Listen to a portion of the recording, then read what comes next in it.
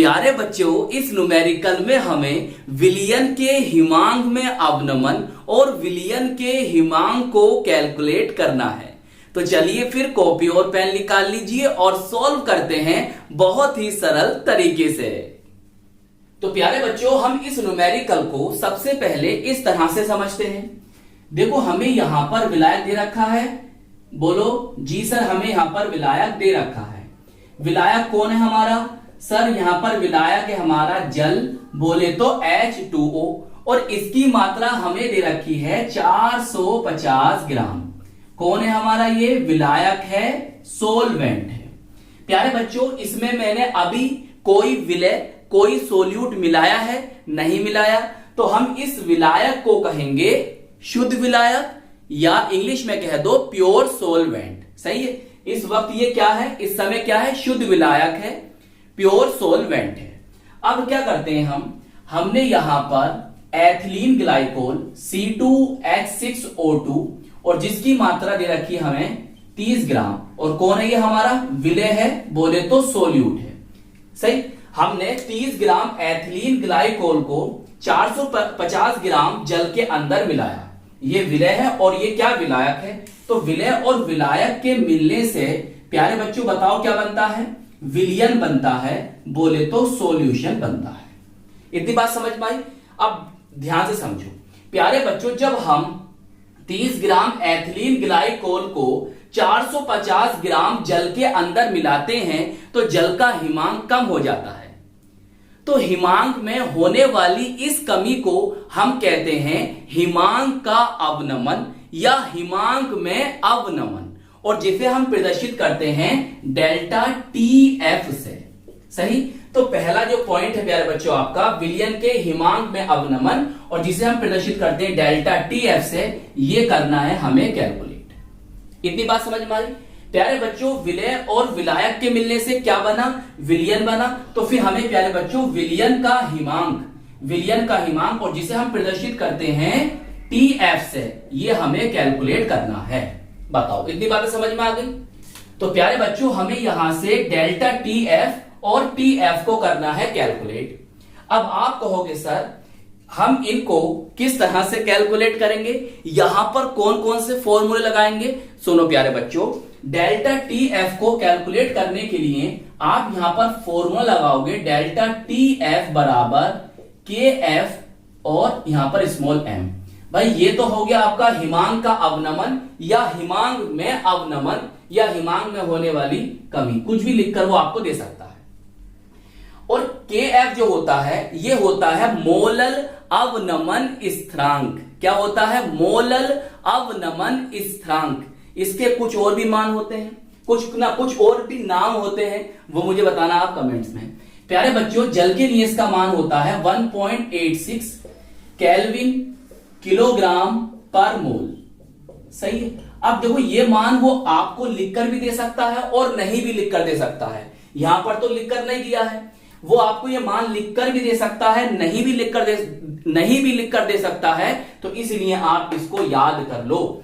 कितना होता है? जल के लिए 1.86 केल्विन किलोग्राम पर मोल होता है। चलिए, इतनी बात समझ में आ गई?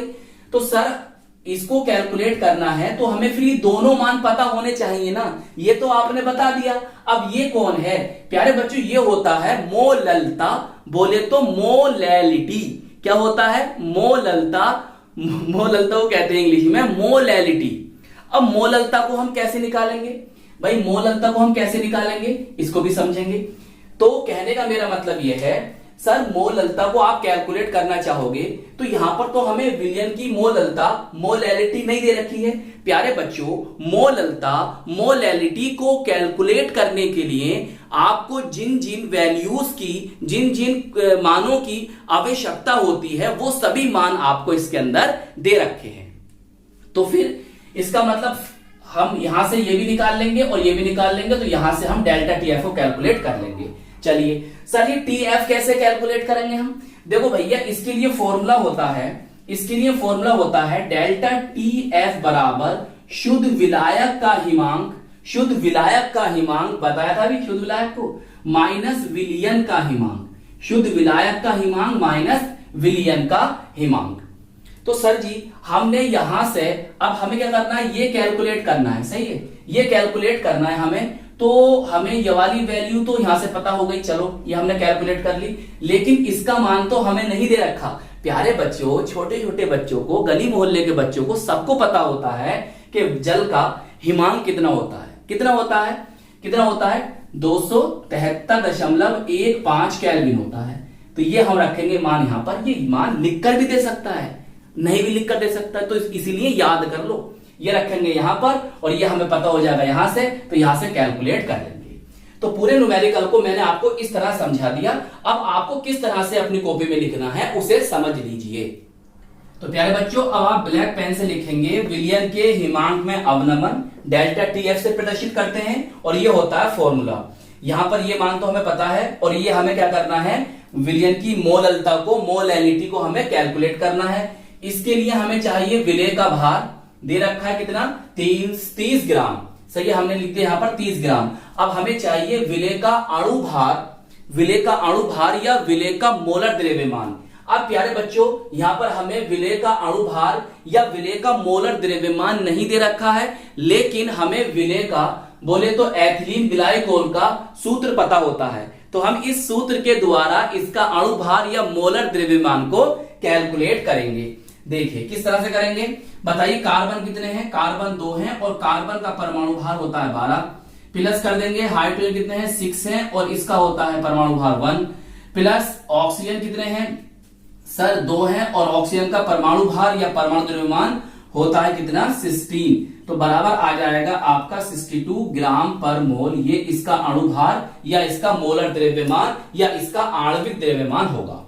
अब देखिए हमें ये भी पता चला, ये भी पता चला। अब ये कौन है, ये है प्यारे बच्चों विलायक का द्रव्यमान। अगर हमें दे रखा है ग्राम में तो हमें यहां पर 1000 लिखना होगा, और अगर दे रखा होता किलोग्राम में तो हमें यहां पर 1000 लिखने की जरूरत नहीं थी, लेकिन हमें दे रखा है ग्राम में, तो हम यहां पर लिखेंगे 1000। अब सब वैल्यू रखो, ये रख दी 30, 62, 450, और ये हो गया आपका 1000। बताइए इतनी बात समझ में आ गई।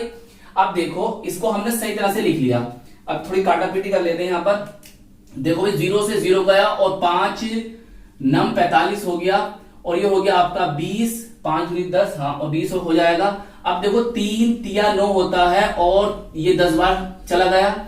अब 2 से काटूं, 2 एकम तो ऊपर 10 हो जाएगा, 2 तिया 6, 2 तिया 6, और 2 एकम 2। तो प्यारे बच्चों ऊपर तो बन गया आपका 100, और नीचे आ गया आपका 93। जब आप इसे डिवाइड करोगे, आगे कैलकुलेट करोगे, तो मोललता आ जाएगी 1.08, और मोललता का मात्रक होता है मोल पर किलोग्राम, सही। अब देखिए हमें यहां से ये वाली वैल्यू पता चल गई, और ये हम जानते हैं कितनी होती है 1.86, सही, और इन दोनों की आपस में कर देंगे गुणा, तो डेल्टा टीएफ बोले तो हिमांक में अवनमन या हिमांक का अवनमन, कुछ भी लिख कर देगा डेल्टा टीएफ का मान ये निकल कर आ जाएगा, सही। अब आप सेकंड हेडिंग डालेंगे विलियन का हिमांक, जिसे हम प्रदर्शित करते हैं टीएफ से। फॉर्मूला आपके सामने है, मैंने अभी आपको समझाया था। अब देखो यहां से हमें इसका मान पता है, और ये हम जानते हैं, और ये हम यहां से कैलकुलेट कर लेंगे। तो प्यारे बच्चों, जब मैं इसे उठाकर इधर लेकर आऊंगा तो ये प्लस का हो जाएगा, और इसको इधर लेके जाऊंगा तो ये माइनस का हो जाएगा, सही। अब देखिए शुद्ध विलायक का जो हिमांक होता है वो होता है 273.15 केल्विन, माइनस ये कितना आया, 2 आया, तो जब घटाओगे तो कितना आ जाएगा 271.15 केल्विन। तो इस प्रकार से आपके दोनों पार्ट हो जाते हैं यहां पर सोल्व। तो आई होप ये न्यूमेरिकल आपको अच्छी तरह से समझ में आ गया होगा। तो प्यारे बच्चों, अपना ख्याल रखिएगा, खूब मेहनत से पढ़ाई करते रहिएगा। हम मिलेंगे आपको इसकी नेक्स्ट वीडियो में। जय हिंद, जय भारत।